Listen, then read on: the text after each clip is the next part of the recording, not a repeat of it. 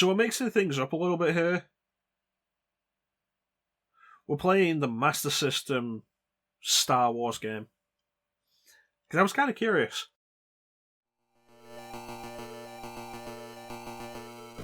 And weird thing I've noticed already, it says it was released in 93. And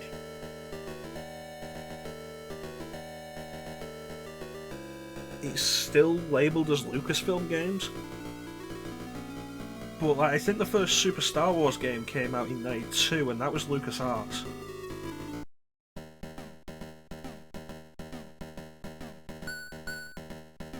So the Master System, Sega's answer to the NES, it had better colours than the NES.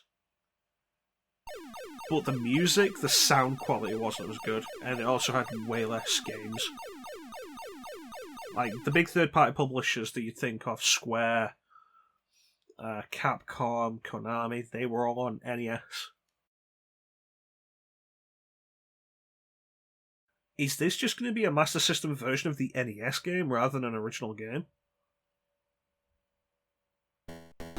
Oh my god, it is. It looks better. So I've played this before. This is the NES game. I first played this on Game Boy.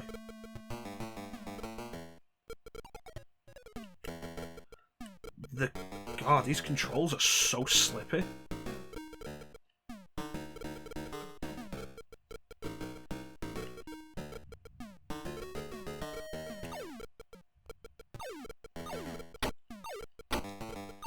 Okay, there's only 2 buttons on the Master System.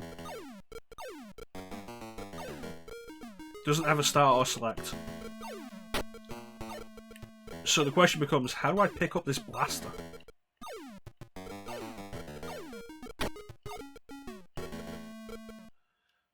Okay.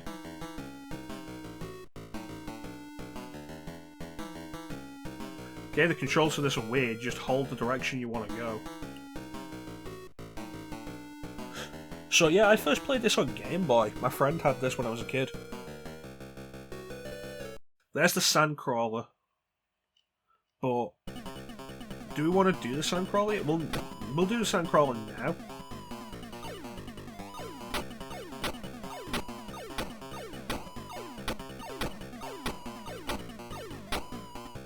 Okay.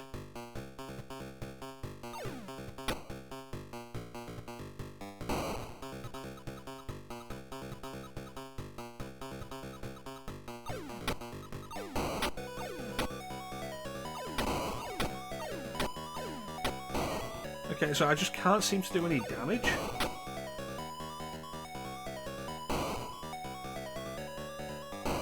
There's also the thing of like, this is awful. This is worse than the NES version. This came out in 93. What year did the NES version come out? Okay, so the NES version came out in 91.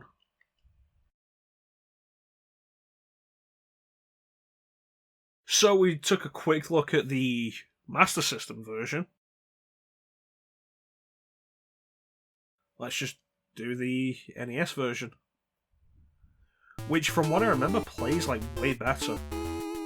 Also sounds better, but that was just the thing the NES did.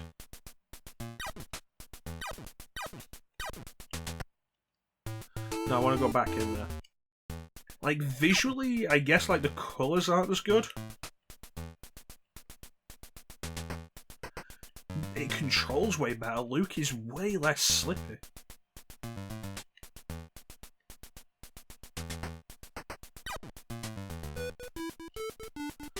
The music is definitely better.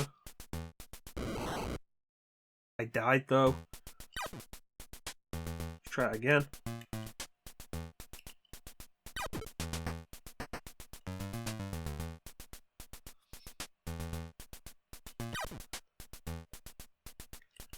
Ah, come on! It controls better than the Master System version, but I'm doing worse. I think the level layout is actually a little different here.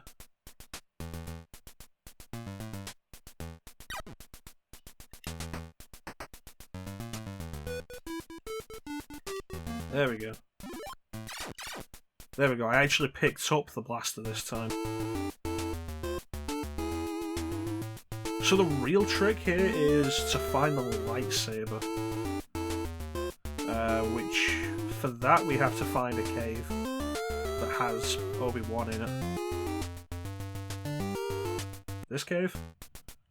Could be, it's a different cave.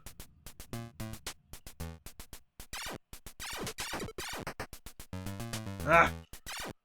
Run! It's a Womp-Rat!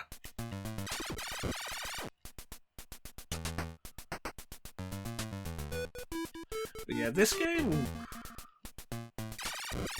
Like, from what I played of the Game Boy version, the NES version's pretty much the same, but with colour, it seems. It's fine. 3% completion. 10 continues for like the entire game. Yeah, it's fine for an NES game.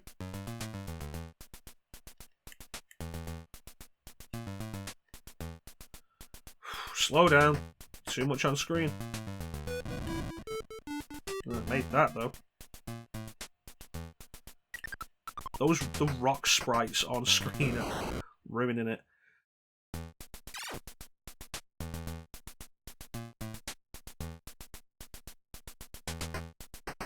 Like, what is it, like 2 rats and some rocks on screen are too much. This fall damage.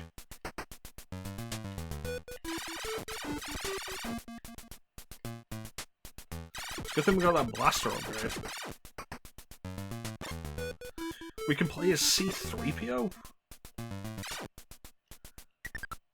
Feels like a bad idea. Okay, this area seems clear.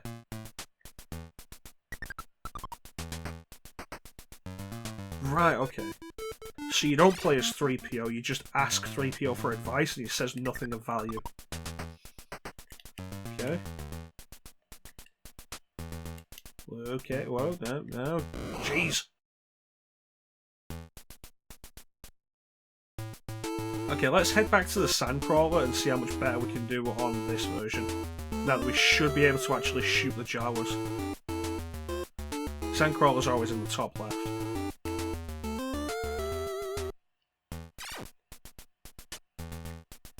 Like, okay, so it doesn't look as colourful or like really as good. But hit detection is actually way better in this version. I can hit the Jawas, they damage me.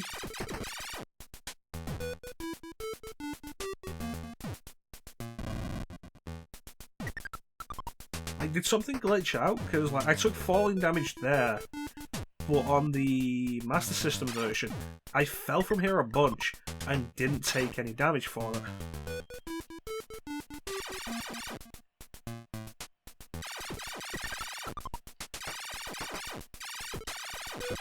This is actually pretty hard.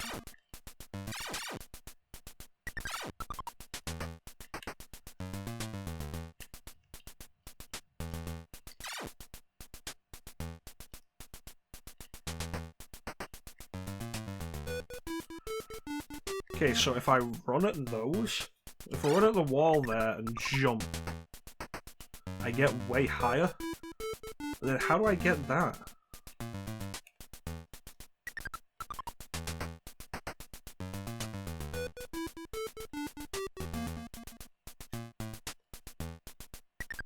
Oh, there we go.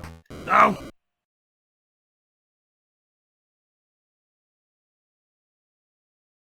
This came out the same year as the previous game.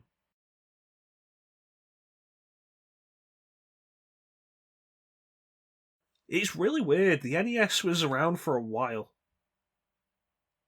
But they didn't put Star Wars games on the NES until after the Super Nintendo came out.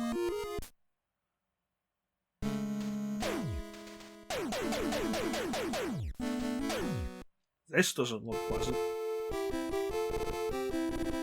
Why not open with this? Why make us go forward a bit and then stop the game for it?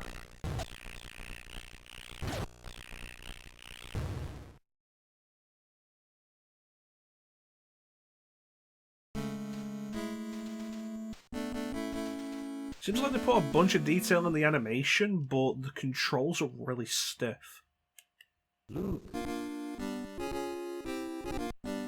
Okay, thank you, Obi-Wan.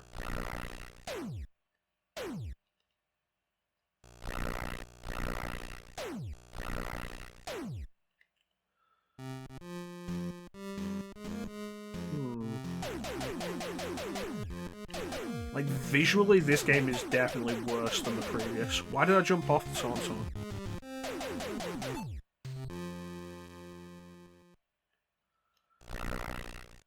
Like, this was the same developer and everything. Like, why is this so much worse?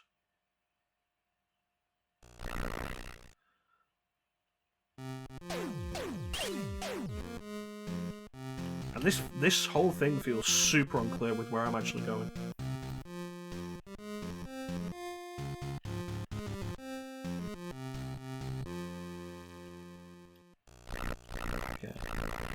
Gonna be honest, I only know about this crouching trick because I watched the AVGM review of this. And I also know about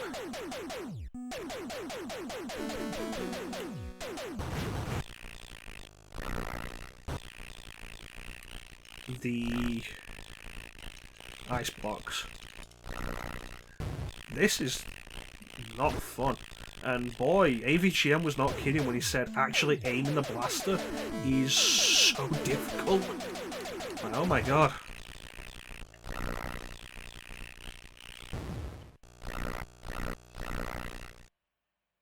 The controls when you're on and off the Tauntaun are so different. Well, Tauntaun's dead.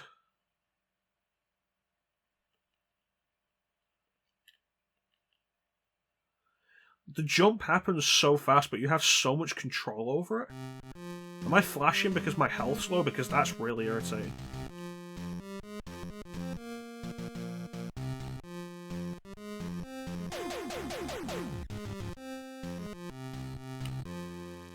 This is actually really bothering me.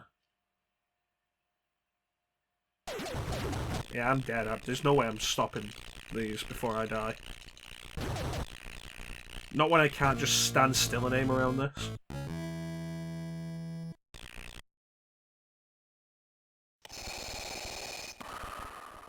All too easy. I just had to send 1,000,000 probe droids. So, we talk about 8-bit Star Wars games. And most people are going to be probably most aware of this one.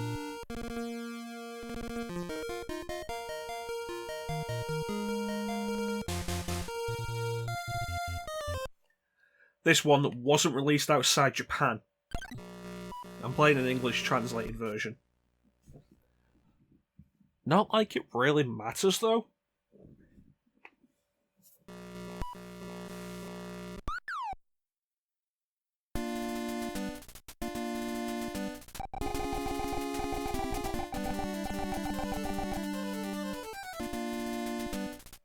Like, everybody knows the story of Star Wars. They get way too close before it actually starts registering damage.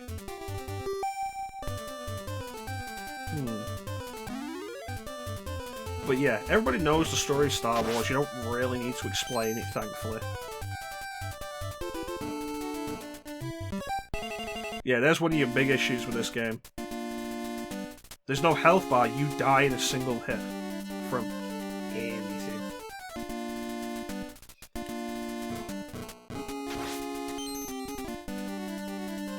And yeah, this game is pretty cheese. Why was I not at this checkpoint last time? This game's pretty well known among, like, Star Wars game fans. And if you don't know why, we'll get to it in a minute, because I'm not quitting this game until we get to that specific part. Which... that was a trap.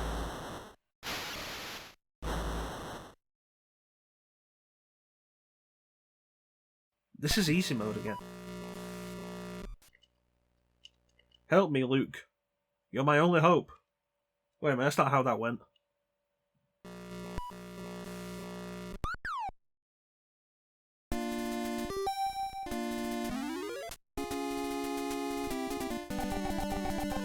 Come on, speed this up.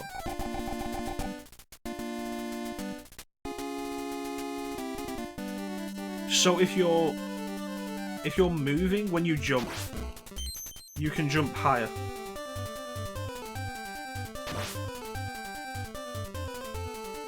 Okay, no going back, kind of like Mario. Oh jeez.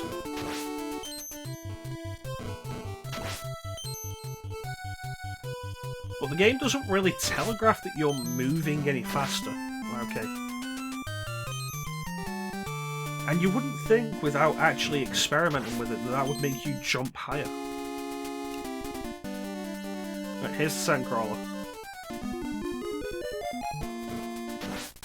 Oh no, Imperial Stormtroopers. Oh, I'm glad they don't shoot. That was close. This was developed by Namco, who... I don't know anything of Namco's that is actually worth bothering. Oh my god, it's Darth Vader. I don't know anything of Namco's that is worth bothering with before, like... Wait, what am I talking about? Pac-Man. Namco did Pac-Man. It's Darth Vader already.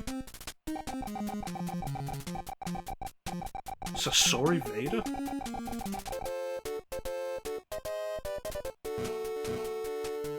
So this is why this game's infamous. Because... you hit Vader, he turns into a giant scorpion. And it's like, well, why have him be Vader at all? Why not just have giant scorpion? R2!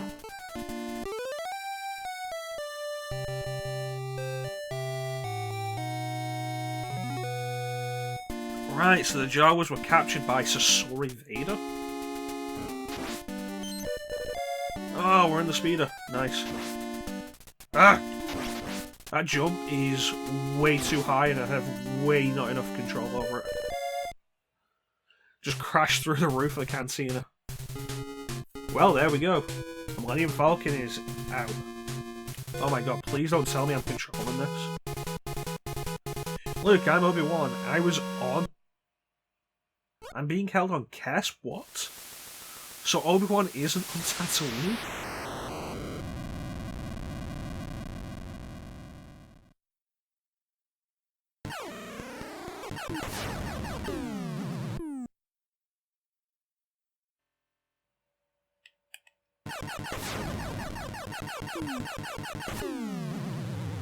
We get one hit and we die with the Millennium Falcon. This is bad.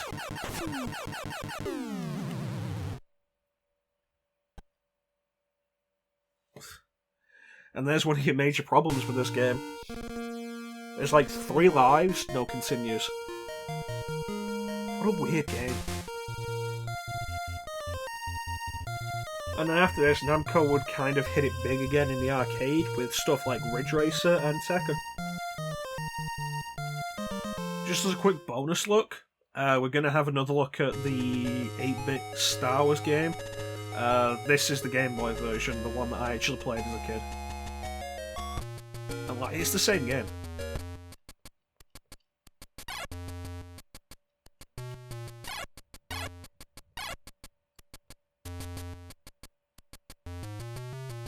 You know, with the screen crunch, usually that's an issue.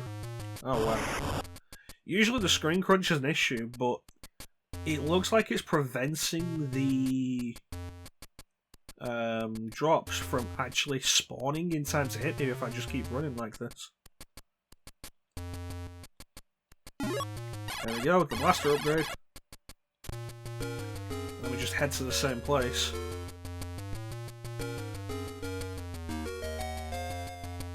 So yeah, my friend had this when I was younger, and I borrowed this off him. I think he had it on like a multi-cartridge. which was like the first time I'd ever seen anything like this. A cartridge with like a bunch of games on it.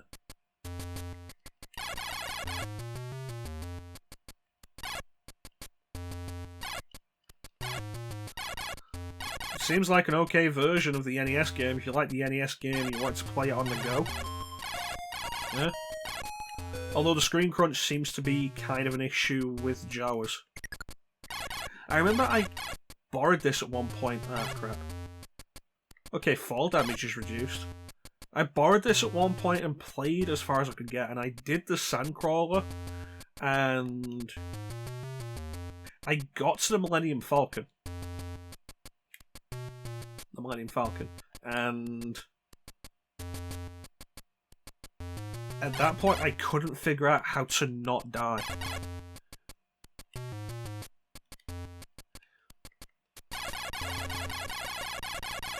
Okay, there's not... No, the Jawas moved. Because, like, you get to the Millennium Falcon, and what you're supposed to do is, in the cantina before the Millennium Falcon, you are supposed to get a bunch of shields that are just there. The game never tells you that. But that's what you're supposed to do. And those shields will allow you to survive the asteroid field that you'll find. I didn't find R2 in there. I fell back to the entrance? That's stupid.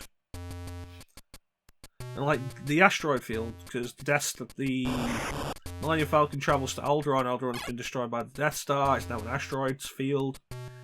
Field of asteroids. Asteroid field. And like, I couldn't figure out how to do it. I was just dying immediately. And I didn't find out until years later that you're supposed to find shields in the cantina for it. So I didn't get any further than that. And you better believe it was a chore to get that far to begin with.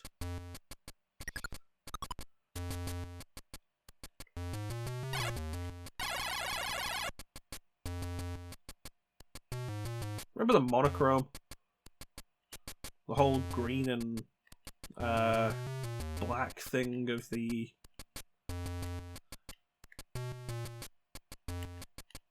Game Boy. Alright, well, I'm not doing that again. That's been 8-bit Star Wars games. Overall, like, if you're gonna play any of them, play the NES one. It's not great, but it's the best of all of them. Like, just the NES Star Wars, don't do NES Empire Strikes Back. But that's another weekend one-off. Thank you for watching, have yourselves a fantastic time of day, and may the Force be with you.